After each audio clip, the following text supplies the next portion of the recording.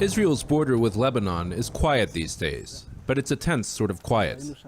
IDF forces constantly patrol along the fence which divides the two countries, and we were allowed into a restricted area to get a close-up look at the other side.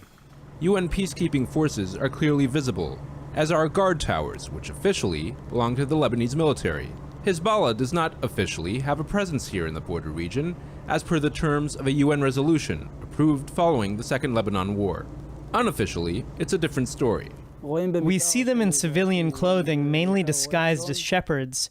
As you know, they are forbidden to be here while armed and in uniform, so they use deception and disguise themselves as goat herders. Immediately after we spoke to the soldiers, one of these goat herders made an appearance. He may not look like a spy, but the soldiers insisted this same individual had been coming back to the exact same spot alongside the border fence for several days, a fair distance from the nearest village. Their goal is to understand the routines, to understand what goes on here. Because of that, our routine constantly changes. There's nothing here that is always the same.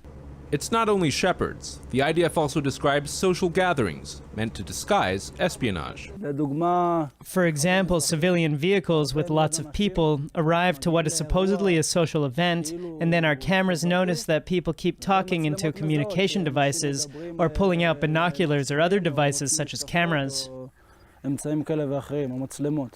Meanwhile, the army is busy changing the landscape itself in preparation for another round of fighting. At different positions along the Lebanese border, the IDF has been clearing away vegetation and creating these artificial cliffs that you see here behind me. The idea is to make it more difficult for Hezbollah militants who seek to cross the border and infiltrate into Israeli territory, as well as to expose them and make them more visible.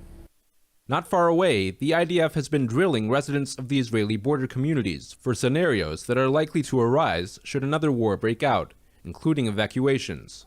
Hezbollah has said it is planning operations to capture Israeli territory in the future, and it now has more rockets and missiles than ever before.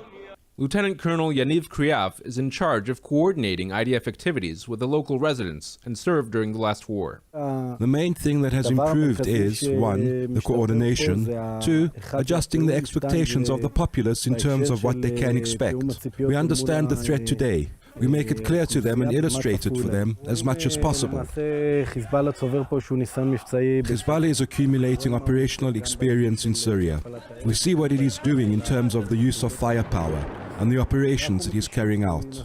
We conclude that it will try to do that in a conflict with us, if and when one takes place. The officers stressed to us that the IDF has no interest in another war with Hezbollah, adding that the same could be said for the Shiite militant group itself. That was also the situation, however, 10 years ago.